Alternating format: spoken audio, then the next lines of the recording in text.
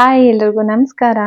ಶ್ರುತಿ ಮಕ್ಕಳು ಎಲ್ಲ ಬಂದ್ರು ಅಪ್ಪನ ಬರ್ಡೇ ಆಗಿದ್ರಿಂದ ಸರ್ಪ್ರೈಸ್ ಕೊಡಕ್ಕೆ ಅಂತ ಅಂದ್ಬಿಟ್ಟು. ಅಮ್ಮ ಅವ್ರಿಗೆ ಗೊತ್ತಿರ್ಲಿಲ್ಲ, ಆದ್ರೂ ಭಾಗ್ಯಮ್ಮನ್ಗೆ ಒಂದ್ ಸ್ವಲ್ಪ ಸ್ವಲ್ಪ ಗೊತ್ತಿತ್ತು. ಅದಕ್ಕೆ ಸಾಂಬಾರೆಲ್ಲ ಮಾಡಿ ಇಟ್ಬಿಟ್ಟಿದ್ರು, ವೇಸ್ಟ್ ಆಗಲ್ಲ, ಬೇಕಿದ್ರೆ ಬೆಳಗ್ಗೆ ತಿನ್ಕೋಬಹುದು ಅಂತ ಸಾಂಬಾರ್ ಮಾತ್ರ ಮಾಡಿದ್ರು.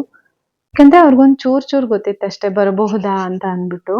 ಇಲ್ಲಿ ಫುಲ್ ಲೈಟಿಂಗ್ಸ್ ವೇಮ್ಗಲಲ್ಲಿ. ಇಲ್ಲಿಂದ ನರಸಾಪುರ ಹೈವೇಗೆ ನಾವು ಹೊರಟ್ವಿ. ಎಂಪೈರ್ ಇತ್ತಲ್ವಾ ಹೈವೇ, ಹೊಸಕೋಟೆ ಮತ್ತೆ ಕೋಲಾರ ಮಿಡ್ಲಲ್ಲಿ ಹೈವೇನಲ್ಲಿ ಎಂಪೈರ್ ಇದೆ. ಇಲ್ಲಿಗೆ ಏನಂದ್ರೆ ತುಂಬಾ ರಶ್. ಬೆಂಗಳೂರಿಗೆ ಹತ್ರ ಅಂತ ಅಂದ್ಬಿಟ್ಟು ಯಾಕೆ ಸಿಟಿನಲ್ಲಿ ಅಂತ ಔಟ್ಸ್ಕರ್ಟ್ಸ್ಗೆ ಬರ್ತಾರೇನೋ ಗೊತ್ತಿಲ್ಲ, ತುಂಬಾ ಜನ ತುಂಬಾ ಇದ್ರು.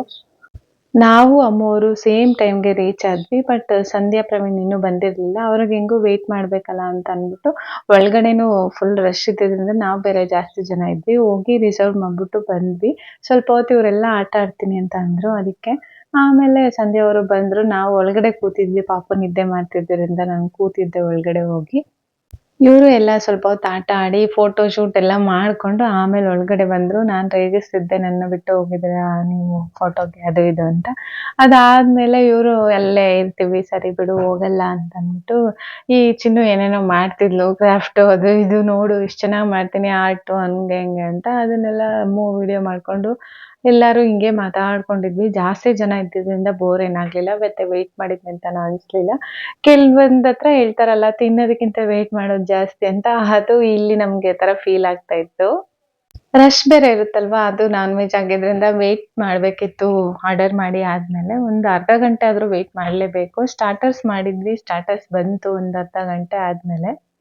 ಅಟ್ಲೀಸ್ಟ್ 20 ಮಿನಿಟ್ಸ್ ಆದ್ರೂ ಬೇಕು ಅಂತ ಅಂತಿರೋರು ಹೆಂಗೋ ಕೊಟ್ರು. ನಮ್ಗೆ ಹೇಳೋದಲ್ಲ, ತುಂಬಾ ಜನ ಇದ್ದಿದ್ರಿಂದ ಟೈಮು ಗೊತ್ತಾಗ್ತಿರ್ಲಿಲ್ಲ ಅಷ್ಟೊತ್ತು ವೇಟ್ ಮಾಡ್ತಿದೀವಿ ಅಂತ. ಎಲ್ಲರೂ ತಿನ್ಕೊಂಡು ಹಿಂಗೆ ಏನಾದ್ರು ಫೋಟೋಸ್ ವಿಡಿಯೋಸ್ ಅಂದ್ರೆ ಪೋಸ್ ಕೊಟ್ಕೊಂಡು ಎಲ್ಲರೂ ಹಿಂಗೆ ಮಾಡ್ಕೊಂಡಿದ್ವಿ. ನಾನ್ ವೆಜ್ಗಿಂತ ಈ ಸಲಾಡ್ ಪ್ಲೇಟ್ಸೇ ಜಾಸ್ತಿ ಎಕ್ಸ್ಟ್ರಾ ಆರ್ಡರ್ ಮಾಡ್ಕೊಂಡಿದ್ವಿ ನಾವು, ಕೊಡಿ ಬೇಕು ಅಂತ ಅಂದ್ಬಿಟ್ಟು. ಅದಾದ್ಮೇಲೆ ಎಲ್ಲ ಬೋನ್ಲೆಸ್, ಬೋನು ಅದು ಕ್ರಿಸ್ಪಿ ಹಿಂಗೆ ಹಂಗೆ ಅನ್ಕೊಂಡು ಎಲ್ಲಾನು ತಿಂದ್ವಿ. ರೋಟಿ ಕರಿ ತಿಂದಿದ್ರಿಂದ ಬಿರಿಯಾನಿ ತಿನ್ನಕ್ ಸ್ವಲ್ಪ ಕಷ್ಟ ಆಯ್ತು ಎಲ್ಲಾರ್ಗೂನು. ಆಮೇಲೆ ಹೆಂಗೂ ಲೇಟಾಗಿ ತಿಂತಿದ್ವಲ್ಲ, ಮಾತಾಡ್ಕೊಂಡು ತಿಂದ್ವಿ. ಅದಾದ್ಮೇಲೆ ಲಾಸ್ಟ್ ಐಸ್ ಕ್ರೀಮು ಮತ್ತೆ ಸೋಡಾ ಮ್ಯಾಂಡೇಟ್ರಿ. ನಾನ್ ಕೊಟ್ಟಿಲ್ಲ, ಬಟ್ ಇವರೆಲ್ಲರೂ ಕುಡಿದ್ರು. ಐಸ್ ಕ್ರೀಮ್ ಅಂತೂ ನಾನು ಮಿಸ್ ಮಾಡ್ಕೊಂತೀನಿ, ಸೋಡಾ ಎಲ್ಲ ನಾನು ಕುಡಿಯಲ್ಲ ಮುಂಚೆನು. ಯಾವಾಗಾದ್ರೂ ತುಂಬಾ ರೇರ್ ನಾನು ಕುಡಿಯೋದು. ಬಟ್ ಕೆಲವ್ರಿಗೆ ನಾನ್ ವೆಜ್ ತಿಂದಾಗ ಸೋಡಾ ಈ ಥರ ಎಲ್ಲ ಅಭ್ಯಾಸ ಇರುತ್ತೆ. ನನ್ಗೆ ಆ ಥರ ಏನಿಲ್ಲ. ಬಟ್ ಐಸ್ ಕ್ರೀಮ್ನ ನಾನು ಮಿಸ್ ಮಾಡ್ಕೋತೀನಿ ಈ ಟೈಮಲ್ಲಿ. ಇವರೆಲ್ಲ ನನಗೆ ಬೇಕು ಅಂತಾನೆ ಆಸೆ ಇಡಿಸೋ ಥರ ಮಾಡ್ತಿದ್ರು. ನನ್ನ ತಂಗಿಯವರು ಚಿಕ್ಕವರಲ್ವಾ, ಸೊ ಆಸೆ ಇಡಿಸ್ತಾರೆ. ಬಿಲ್ ಬಂದ್ಮೇಲೆ ಗೊತ್ತಾಗಿದ್ದು ಎಷ್ಟೆಲ್ಲ ತಿಂದಿದ್ದೀವಿ ಅಂತ. ಅದು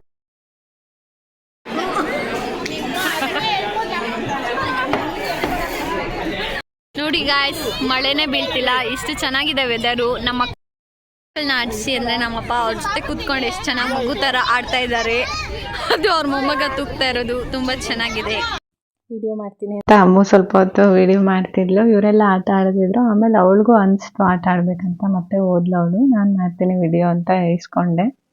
ಅಲ್ಲಿ ಮಕ್ಳಿಗೂ ದೊಡ್ಡವರು ಅಂತ ಡಿಫ್ರೆನ್ಸ್ ಏನೂ ಇರಲಿಲ್ಲ, ಎಲ್ಲರೂ ಆಟ ಆಡ್ತಿದ್ರು. ಊಟ ಮಾಡಿ ಬಂದು ಜೀರ್ಣ ಆಗಕ್ಕೆ ಎಕ್ಸರ್ಸೈಸ್ ಮಾಡೋ ಥರ ಫೀಲ್ ಆಗ್ತಾ ಇದ್ರು. ಎಲ್ಲರೂ ಹೋಗಿ ಆಟ ಆಡ್ಕೊಂಡು ಕೂತಿದ್ರು. ವಿಡಿಯೋ ಮಾಡ್ತಿದ್ದೆ ಅಂತ ಅಂದ್ಬಿಟ್ಟು ಸ್ವಲ್ಪ ಹೊತ್ತು ಪಾಸ್ ಆಗ್ತಿದ್ರು ಅಷ್ಟೇ ಕೆಲವರು. ಊಟ ಆದ್ಮೇಲೂ ಒಂದ್ ಅರ್ಧ ಮುಕ್ಕಾಲ್ ಗಂಟೆ ಹೊರಗಡೆ ಮಾತಾಡ್ಕೊಂಡು ಓಡಾಡ್ಕೊಂಡು ಆಟ ಆಡ್ಕೊಂಡು ಇವ್ರನ್ನ ವಿಡಿಯೋ ಎಲ್ಲ ಮಾಡ್ಕೊಂಡು ಇದ್ವಿ.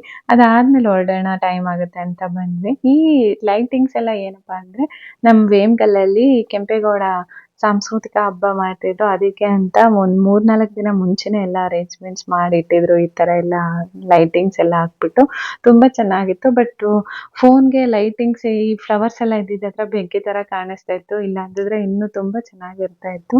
ಹೋಗ್ಬೇಕಾದ್ರೆ ಕಾಣ್ಲಿಲ್ಲ ಅಂತ ಅಂದ್ಬಿಟ್ಟು ಇವಾಗ ಮಾಡಿದ್ರೆ ಇವಾಗೂ ಹಂಗೆ ಕಾಣಿಸ್ತಿತ್ತು.